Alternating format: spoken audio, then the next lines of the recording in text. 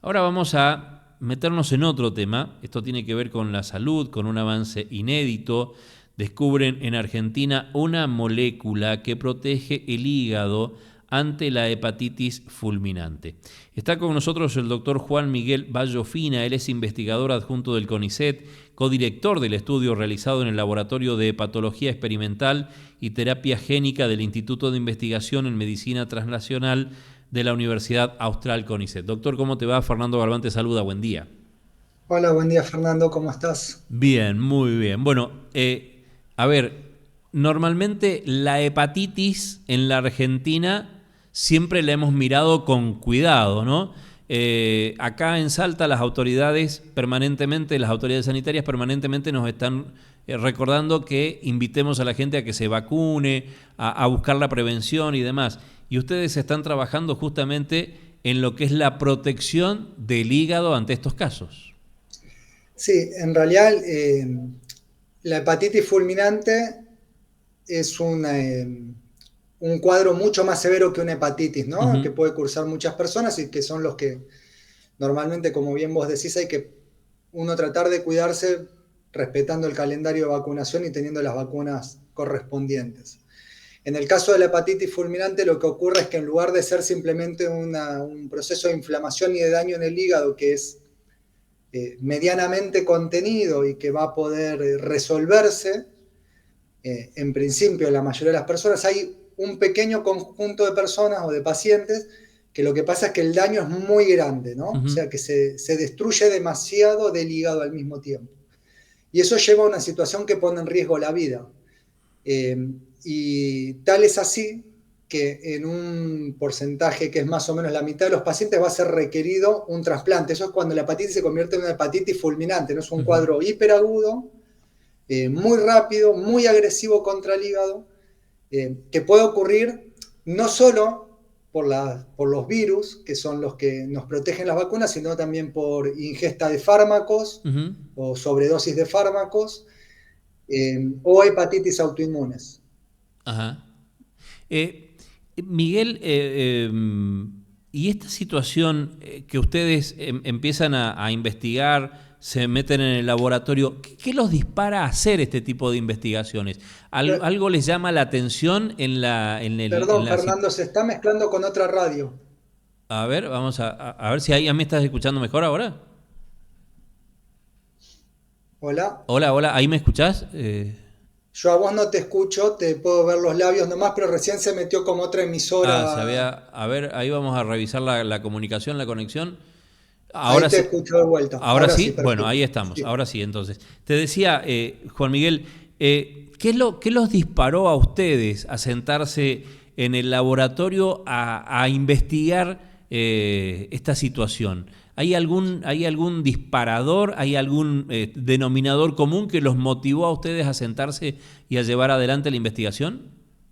Eh, Creo que es importante resaltar que este proyecto, como prácticamente cualquier proyecto de investigación que se realice en el país, son procesos muy largos, ¿no? Uh -huh. Entonces, decir, ¿desde dónde comienza esto? Y probablemente uno tenga que contar que eh, el director del programa, que es con quien yo dirigí este proyecto, se llama el doctor Guillermo Masolini, él es el decano de la facultad hoy en día.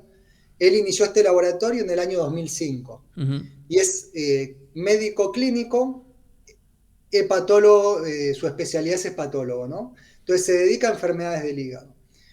Yo realicé mi formación de doctorado acá junto con otros compañeros y seguimos formando personas todo el tiempo.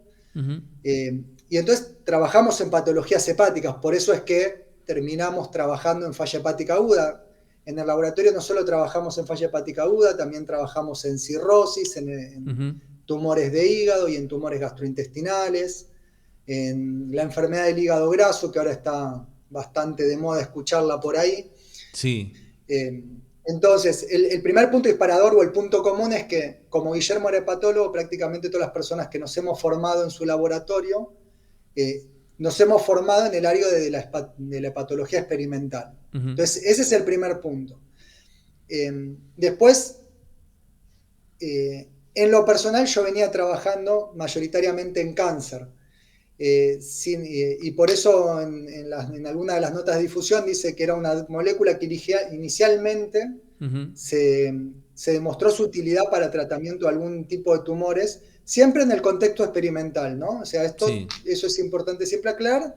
No es que se pueden tratar pacientes con este tipo de fármacos hoy en día. Sí es a lo que aspiramos y no en un periodo tan largo.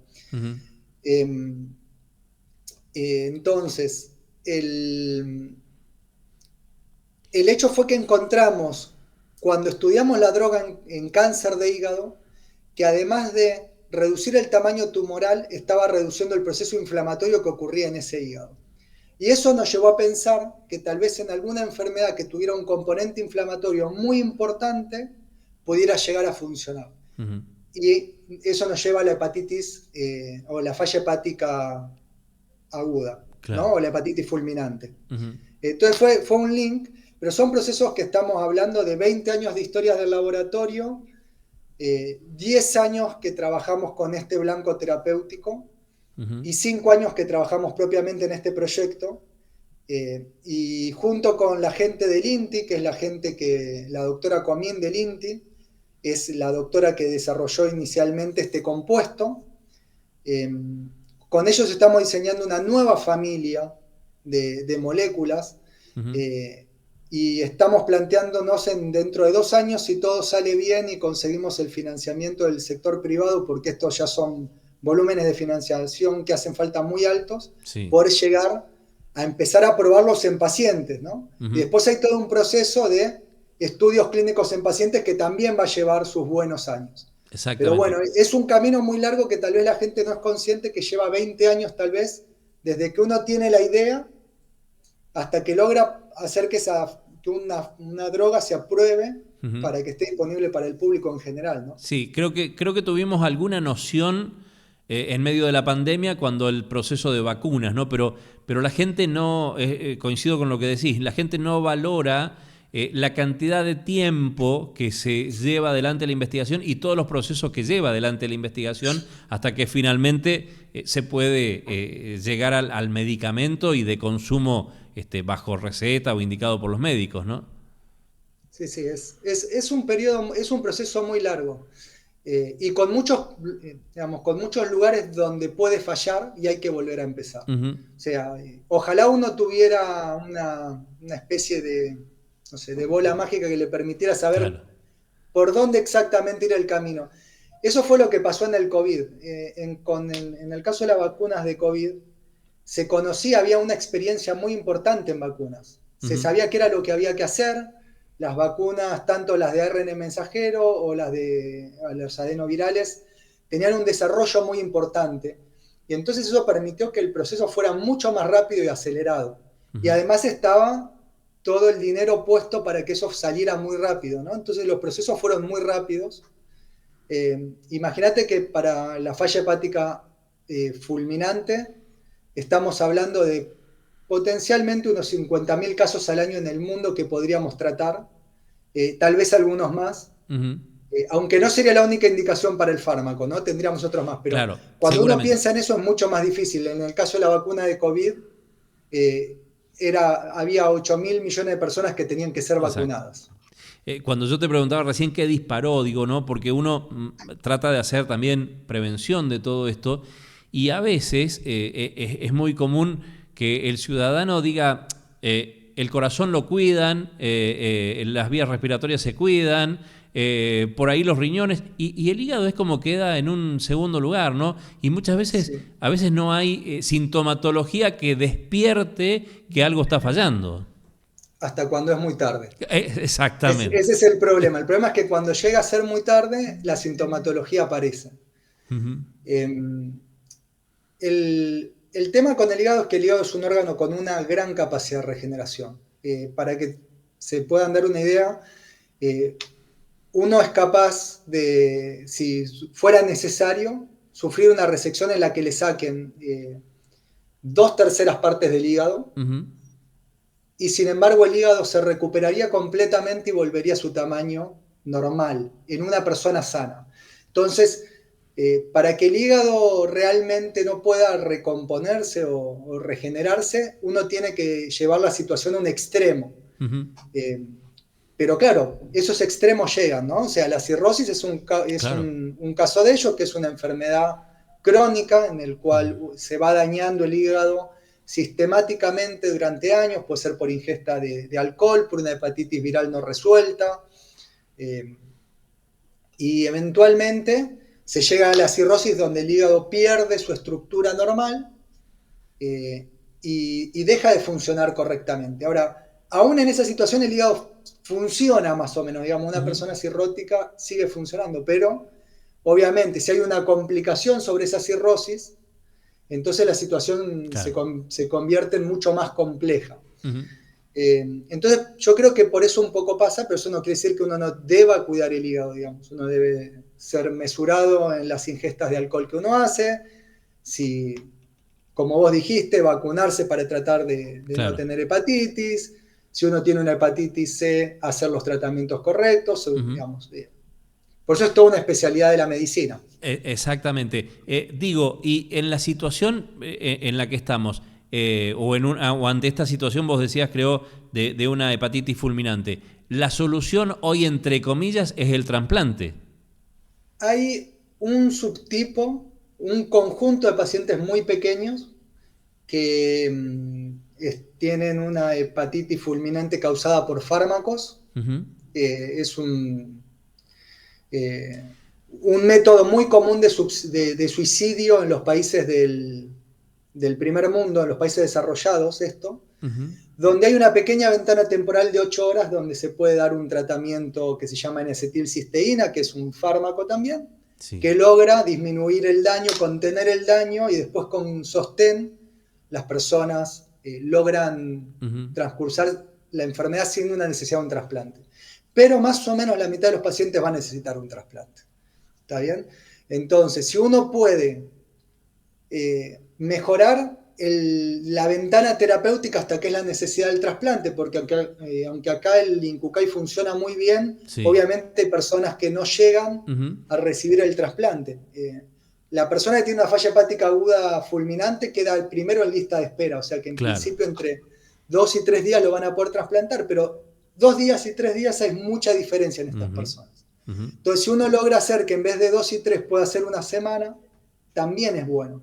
Si uno logra hacer con este tratamiento que se pueda evitar el trasplante, también es bueno, digamos. Es decir, cualquier aporte logra correr.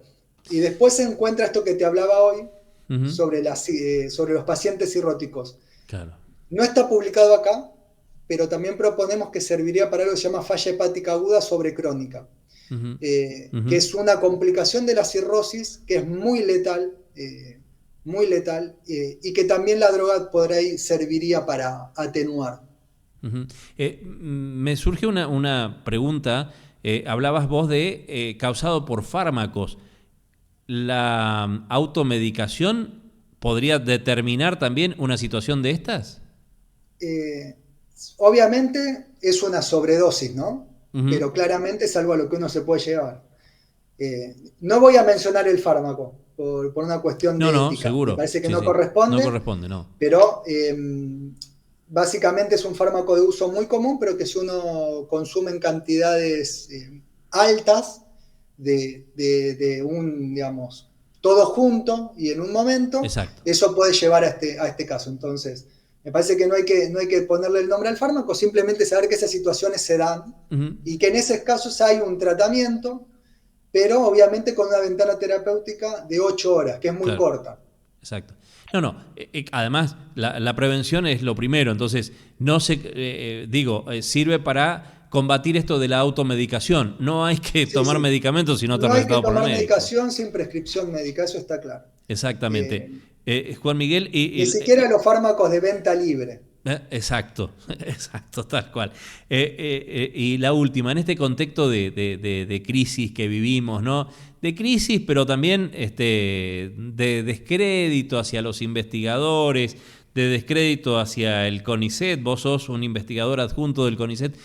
¿Cómo se vive en el día a día esto de que estás sentado en un laboratorio, que estás investigando en un proyecto que puede ser beneficioso para muchísima gente, y del otro lado tenés gente que te está diciendo los vagos, los ñoquis, los que cobran de arriba. Primero creo que uno debe ser cuidadoso porque me parece que se vio cuando fue lo de la pandemia que no creo que sea la mayoría de la sociedad. Uh-huh. No digo que no haya algunas personas que consideren que esto es un despilfarro de recursos o algo por el estilo, uh-huh, pero creo que la mayoría son conscientes de la importancia. Por otra parte, creo que es importante que las personas sepan que no solo se trata de lo que hacemos en el laboratorio, sino todo lo que implica una vida académica. Uh-huh. Nosotros acá en el laboratorio somos 10 personas, más o menos, pero somos un instituto muy grande. Hay muchos investigadores, todos prácticamente hacemos docencia universitaria y formamos médicos, porque esta es una facultad de medicina. Se forman médicos, nutricionistas, psicólogos, hacemos formación de posgrados. Yo, además de ser profesor en la carrera de medicina, soy profesor del área de biología molecular para los oncólogos que están haciendo su residencia. Entonces, el combo es un combo completo. Vos tenés personas que hacen docencia, que enseñan, que estudian, que generan conocimiento. Todo eso implica ser un científico. Y es importante que la gente lo sepa, y también que sepa que los grandes hallazgos, esto es una frase de Luis Pasteur. Me lo decía a mí un compañero cuando estudiaba en la facultad, me decía, el azar favorece a la mente preparada. Luis Pasteur es el que descubrió la penicilina, uh-huh, ¿no? Y fue porque vio una placa contaminada donde alrededor de un hongo no crecían bacterias. Y así se descubren los antibióticos. Entonces, uno forma investigadores y nosotros estamos todo el tiempo formando personas y no sabemos cuál de ellas. Pero si ellas están bien formadas, en algún momento van a lograr hacer un gran descubrimiento que va tal vez a cambiar la historia de la humanidad. Y hay numerosos relatos al respecto, digamos, hay muchos ejemplos que uno puede dar. Uh-huh. Entonces me parece que denostar el impacto de la ciencia en la sociedad es tener una mirada muy sesgada y muy corta, y obviamente hacerse ruido de tal vez una investigación con la cual uno puede o no estar de acuerdo, uh-huh, simplemente por el título y sin haberla leído. Capaz que son cosas que son importantes, nomás que uno no se tomó el trabajo. Creo que eso también es importante. Es muy difícil saber el impacto real sí, hasta que a uno le pasa que uno tiene un familiar que está enfermo y necesita un tratamiento para una enfermedad para la que no hay. Las personas son números hasta que es tu familiar, uh-huh, ¿no? Entonces vos decís, una enfermedad rara, 5 personas en todo el país al año, hasta que uno de esos 5 es familiar tuyo o tu amigo, tu hermano, el que sea. Entonces me parece que eso siempre hay que tenerlo en cuenta. Tal cual. Juan Miguel, un gusto hablar con vos, abrazo grande y gracias por seguir investigando para la Argentina. Igualmente, muchas gracias Fernando por la oportunidad de hablar con ustedes. Gracias. 9 de la